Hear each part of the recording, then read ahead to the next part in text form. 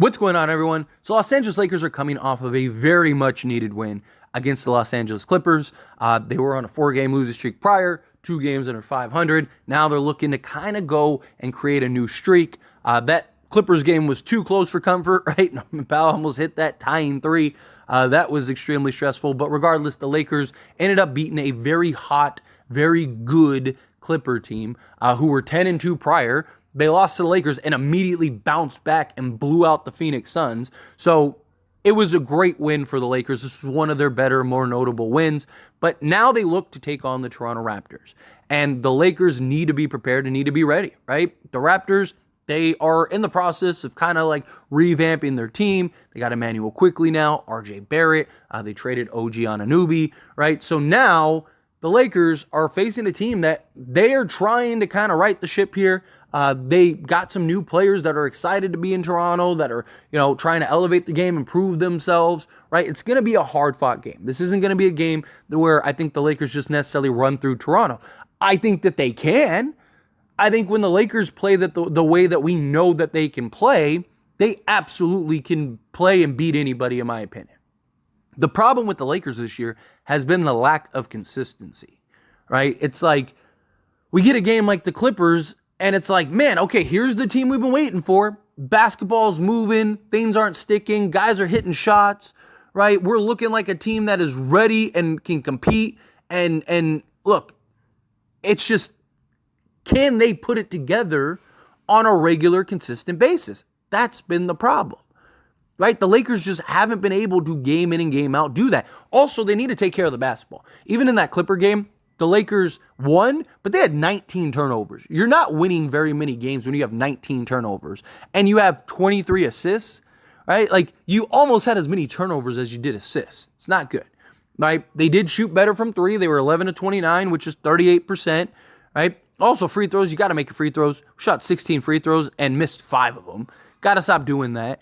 But again, it's rebounding the basketball, being aggressive, right? Being energetic. Playing and doing the simple things for the game of basketball. It's not a hard concept, right? You show up, you play Laker-branded basketball, you're going to win more games than you're not.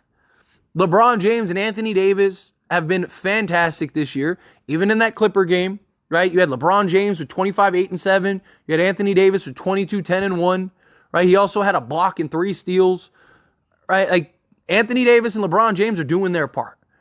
They're accounting for basically 50% of their points every game, 50% of the rebounds, assists, all of that, right? But then you look at the other guys. We need the other guys to step up, like Taurean Prince. Talked about it. Taurean Prince has been arguably our most consistent player all season. He's basically been a lock for 3 to 4 threes every game. He's had a bad game here and there. I'm not saying he hasn't. But you look at Taurean Prince, right? He had 13 in that game, 4 of 8 from the field, 3 of 6 from 3. D'Lo gave you 13 off the bench, which, fun fact, the Lakers haven't won a game without D'Angelo Russell, which is something I've talked about, D'Angelo Russell's impact on this Lakers team. That's why if you go get that other guy, like, people are like, oh, like, how do you know Zach LaVine will work? Like, D'Angelo Russell is a great example. The Lakers win more games than not when they have D'Angelo Russell, even when D'Angelo Russell isn't playing great, because he's a guy that's at least getting you in double figures, at least making plays, right? He's giving assists. He's actually been very solid defensively this year, right? So, like, he's a guy that's been solid. If you can upgrade that to a guy like Zach LaVine, then you're going to be even more solid. Because Zach LaVine, even on a bad game, he's going to give you probably 15, right? So even D'Lo had an okay game. He wasn't great, but he wasn't bad. He was good, and he gave you 13 and 6. Like, Zach LaVine could probably do that on a bad night. I don't know about so much the assist, but, a poor night, give you 15 to maybe 18 points, and be his ability to play off the ball and stuff like that, right? And then Christian Wood has been fantastic, right? Like, Christian Wood deserves a lot of credit, and I don't ever want to see that guy on another DNP, ever. He, in limited minutes, again, he played 16 minutes in that Clipper game, gave you 9 points, 10 rebounds, and 2 blocks in 16 minutes. So if you equate that to per 32, he would have given you 18 points, 20 rebounds, and 4 blocks. Like, that's about as good as it gets, right? So, again, the Lakers have the pieces. It's just, can they put it together? right? We need to start winning and rattling off some games here. Talked about this before we got into January, right? January was supposed to be a good month for us. January was the month that you look at and go, okay, this is where we get to right the ship. You know, you have like 12 of your first 13 games, whatever, like at home, and you start the month of January with 2 straight losses against the Heat and the Grizzlies. The Grizzlies game especially you should have won. And the Lakers just fell apart at the end. Memphis just blew them out the building towards the end. And that's just been a trend. The Lakers have just been terrible to start games and lately close games, which the Lakers were one of the best fourth quarter teams in the league not too long ago. And I did like in the Clippers game, the Lakers are now 15-1 when leading going into the fourth. The year in 2020, you got to remember, in 2020 when we won the championship, the Lakers were the only team, to this day, are the only team to never lose a fourth quarter or lose a game in which they were leading going into the fourth. So you're seeing similarities in that regard where the Lakers are closing games in which they're winning in the fourth, right? We need that trend to continue. Lakers got to continue that.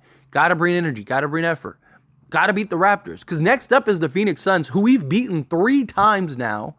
You don't think that they're going to want to get the revenge? You don't think that they're going to want to come into LA and smack us? Right? Then you got the Jazz, which should be a winnable game, but you never really know. Right? I mean, with this Lakers team, nothing is really winnable. Right? Because it's just, you never know what Laker team is going to show up. But then after that, you got the Thunder, the Mavs. Like, those are 2 games that can be tough. The Nets and the Blazers, I think, are 2 games that the Lakers should win. Then you got the Clippers again. You've beaten the Clippers twice. You don't think that they're going to want to, bounce back. I mean, the Lakers have an opportunity. You beat the Raptors. Now you're in 2-game win streak. Now you're at 500, right? Then if you can go beat the Suns and the Jazz, which, again, the Suns will be tough. But if you can beat the Suns and the Jazz, now you're 2 games over 500 going into that Thunder game, right?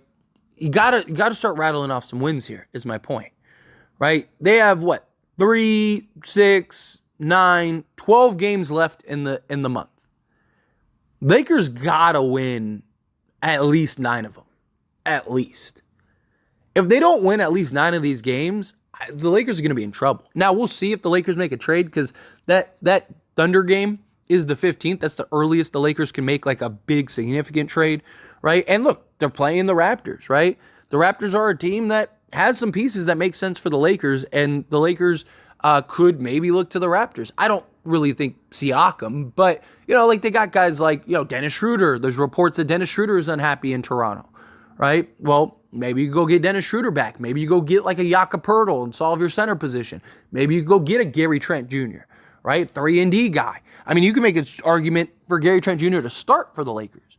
Like, he'd be an upgrade at the 2 spot for the Lakers, right? So the Lakers are in a position to where they're going to get to see some of these Raptor guys and kind of get a good look. But on top of that, they need to start rattling off some wins here, right?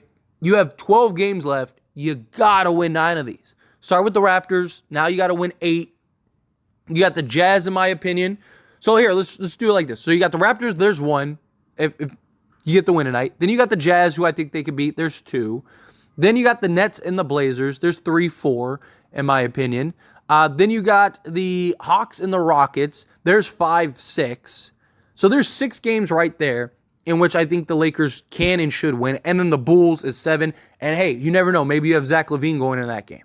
So there's 7 games there that I think are very winnable that the Lakers should win. So then now, all you need to do is basically win 2 games against either the Phoenix Suns, the Thunder, the Mavericks, the Clippers again, the Warriors, and the Rockets. So I think that that's a possibility. I think you can win and beat 2. Like the Warriors, I think the Lakers can beat the Warriors, right?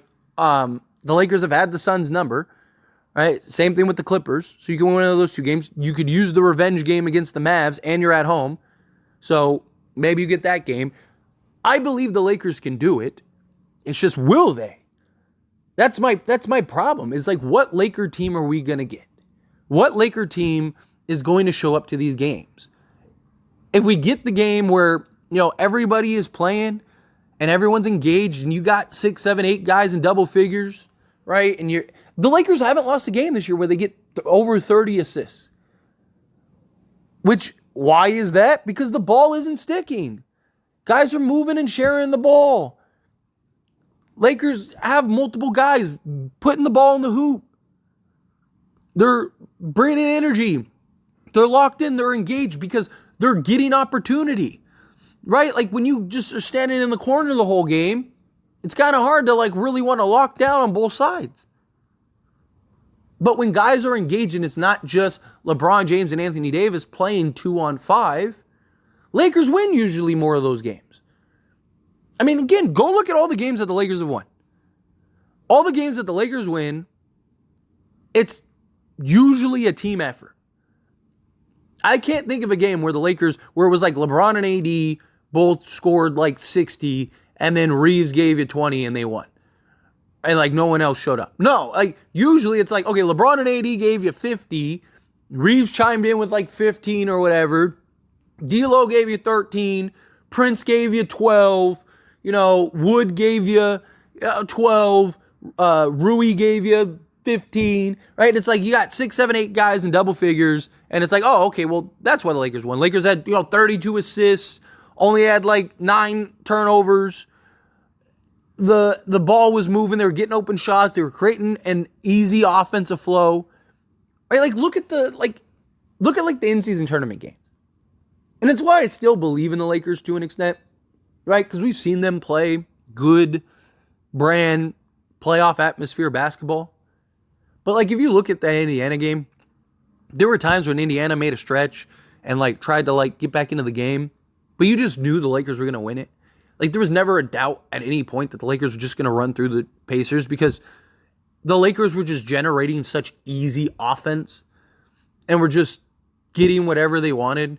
And the ball wasn't sticking and they were moving. And, you look like the Suns game, right? When they weren't down 20 in the first quarter, right? How did they get back in those games against the Suns? Ball wasn't sticking. They were moving, sharing the basketball. You had multiple guys contributing. Taurean Prince making hustle plays, right? Like, it's how the Lakers are going to win games. But anyway, as always, this is a discussion, so I pass the question on to you. Let me know your thoughts and opinions down in the comments below. What do you think? Think the Lakers get the win? Go on a 2-game win streak here? Maybe start rattling off several of these games, get back into the standings? Do you think, no, like, hey, the Lakers just don't have it. Just not that team this year. Look, we've gone on multiple win streaks before, so I believe we can do it again, but we'll see. Time will tell. Lakers got to do it. Lakers got to get it done. But again, love to hear your thoughts and opinions down in the comments below. That being said, if you haven't liked this video, hit that like button. It helps me out a lot. Lets me know you enjoy these types of videos, and I truly appreciate it. Not subscribe to the channel, hit that subscribe button, turn on the bell notifications. Appreciate y'all. See you in the next one. Thank you.